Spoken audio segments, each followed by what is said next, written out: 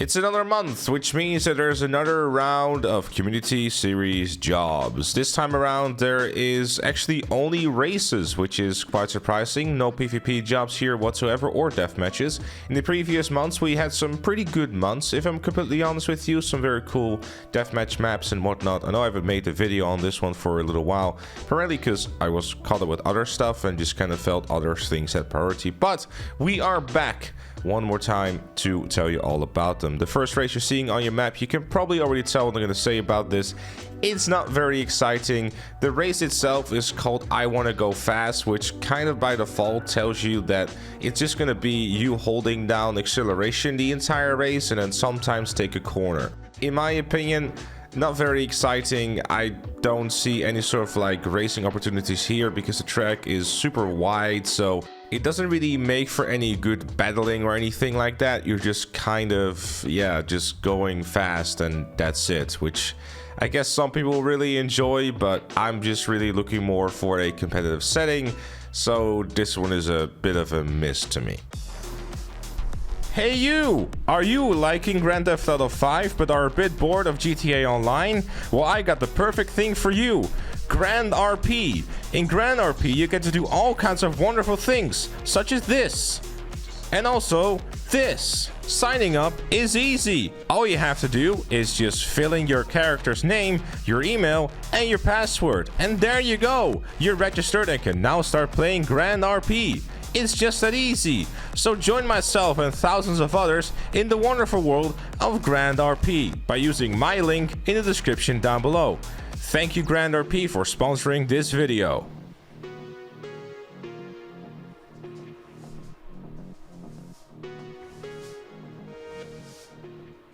Next up is Diamond Ring, and as you can probably already tell, it's going to be a hot ring race. Now, there's nothing really inherently wrong with hot ring races, but I personally don't enjoy them, especially when it just involves going around in a circle. This race does something a little bit different, where you have a higher and a lower platform, which might make things a bit more interesting with larger lobbies, and I guess having more overtaking happening in a different way, but generally speaking, not a fan of these types of races. I'm not quite sure why the choice was made to have these slidey props being the thing that you drive on, especially with the hot ring cars.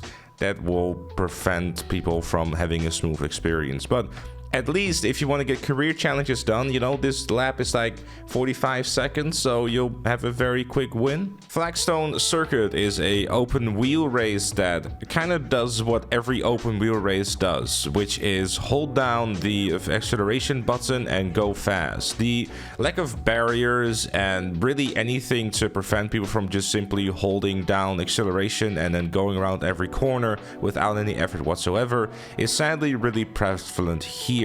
Open wheel races do suffer from the fact that they are driven in open wheel cars, which provide very little to no challenge. And this track sadly does not really utilize their flaws and any sort of necessity of braking whatsoever. Instead, it just allows you to go around every corner however you like, disregarding any sort of like quote-unquote skill that you would need to have within these cars, which makes for a very uninteresting race. I'm sure there's going to be some more casual folks that are going to enjoy this race because of the fact that you don't even have to brake, but yeah, I don't really like this one personally too much, primarily because of the fact that it's an open wheel car race and they are very uninteresting to me. And the track itself doesn't help either, if I'm completely honest. Sea Sky Shrine is one of those races that is very pretty to look at, but in terms of the race itself is not all that interesting. The cars used in this are the Furia, which is not upgraded because for some reason it is locked to one vehicle and custom vehicles were turned off. Maybe there was an error on my end, but I don't believe that I had turned off custom cars, considering all I did was turn non-contact on. So the race itself looks good, you know, it's a pretty looking castle. There's some very cool aesthetics in here, such as the statue that is holding the sword, which I thought was a very ingenious idea to use a boost pad for that one. But aside from that, I don't think it's a very exciting race. Definitely one of those races that I can see people utilizing to make some cool pictures, but aside from that, I don't see a whole lot going for it. Next up is the Ecola Drome. Now this is a go-kart race, which we haven't had had for a little while. It does exactly what a go-kart race is meant to be doing. It's not very wide. It has some more tighter sections going on. There's also sections, of course, where you can still overtake, and there is really not a whole lot that I have to critique about it. It's a well done race. It fits the aesthetic of go-kart races very well, and it of course does suffer from the usual go-karting problem, which is that the go-karts are relatively easy to drive, don't really allow for much braking at all, because guess what, it is one of the more easier vehicles to drive within the game, meaning that if you are in the position, you will probably go and stay there. But that's not really a problem of the race, that's more just a problem of the vehicle itself. So definitely go check this one out. Another very cool addition to the go-karting selection of the community series. Now it's just waiting until Rockstar actually bothers to make some official go-karting tracks, because we desperately need them. Now moving on to the two best jobs out of the batch, which we're starting off with Miller's Shark. It's locked to the Omnis and the Trappist Rally, which is nice because it makes for a very balanced racing experience unless you don't have a custom vehicle, but I guess you can always turn those off. The off-road sections in this map are well done. It obviously does what the off-road race is meant to be doing, just some more tighter tracks. You kind of have to stay on your toes and not kind of send it everywhere, because you will be bumping all over the place and you will most likely end up in the LMOC. Generally speaking, I don't really have anything to complain about this whatsoever, because I think it's just a very solid track and it does what it's supposed to be doing.